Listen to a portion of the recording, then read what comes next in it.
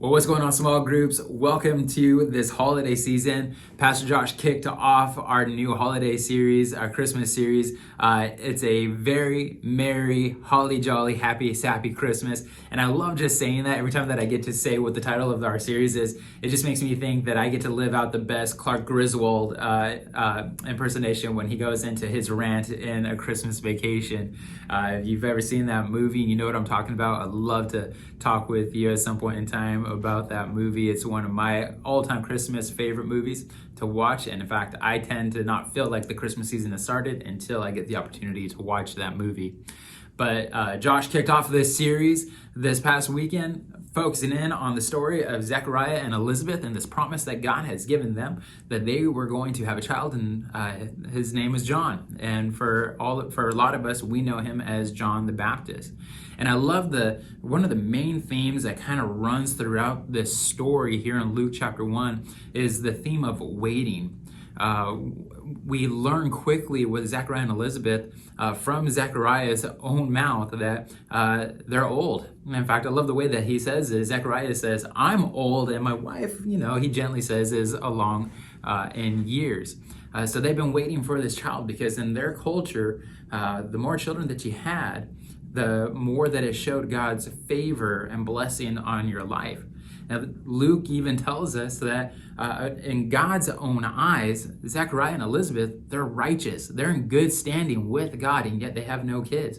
So for everybody else in the culture, they're sitting there going, man, it looks like you guys are holy people, but yet we don't see the evidence of God's blessing on your life because you don't have kids. So they've been sitting there waiting for a long period of time just to have a child of their own.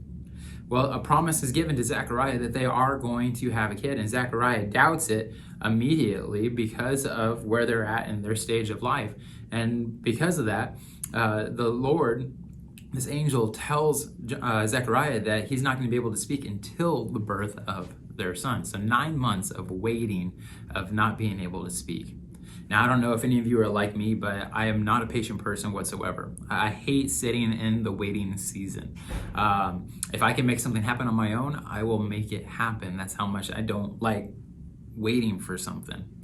And for a lot of us right now, we know what that feels like. A lot of us find ourselves sitting in our own waiting season.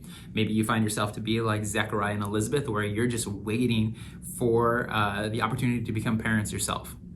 Or maybe you've been sitting in the waiting season and looking forward to buying a home. And as we know, it is a seller's market right now. And you just kind of feel like you're stuck in that waiting season, waiting for that to happen. Because of this COVID season that we found ourselves in, we find ourselves constantly in a season of waiting. Parents, you wait to find out whether or not your kids are going to have to do school virtually or do they get to stay in person. For the teenagers right now, you're just waiting to see what's the next school activity that you won't be able to do. Will prom continue on? Will any of your high school sports be able to go on the way that they always have? What will graduation look like? And speaking of graduation, a lot of you as teenagers and parents, you're waiting for that graduation season to come because it is such a joyous occasion. But we find ourselves in seasons of waiting constantly. And again, going back to this pandemic, with us entering into this holiday season, we wait to see, man, will this pandemic ever come to an end, and can it come to an end quickly, because we want to continue on with our holiday traditions as always, and right now it just doesn't feel like that we'll get the opportunity to do that. So we sit in the season of waiting, and it's in the season of waiting where our mind begins to run wild. We begin to say things and ask things like, will this thing ever happen? Will this ever come to an end? And sometimes we get all the way down into the darkest parts of our mind, and we sit there and we say things and think things like, the fact that it's taking this long is probably not a good sign. I remember when my wife and I were expecting our daughter Micah, it was an all-day event. And when I mean all day, I mean all day. We went to the hospital early the morning of April 30th because my wife was having chest pains, and we didn't really know what was going on. So we didn't want to play any games along with that. So we did what we thought was the best. We went to the hospital, and what we ended up finding out was that this pain that my wife was feeling was actually the beginning of our daughter making her arrival into this world. Now, we sat there waiting, like I said, all day.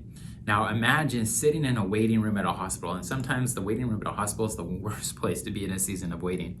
Their couches are uncomfortable. The food is not necessarily 5-star quality, if you will, but that was just my experience, right? And I thought I had it bad.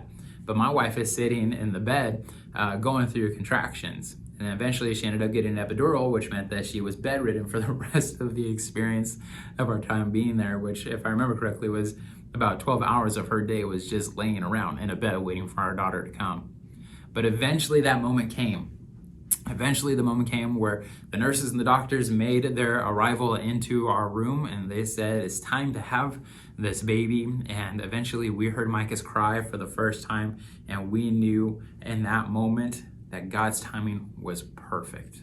And all that waiting that we sat through, and all the pain that my wife was going through all the not so 5-star quality food that I was eating, God's timing was perfect when he said, Melissa and Stuart, it's time for you to be parents.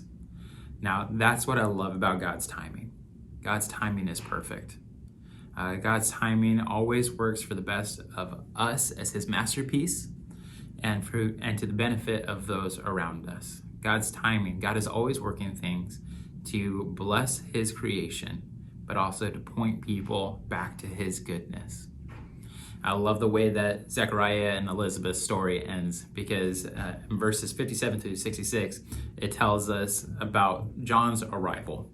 And it says that when John makes his appearance into this world, this fulfilled promise of God, Zechariah, he is able to speak again. His mouth is open, and it says that he immediately began to give praise to God.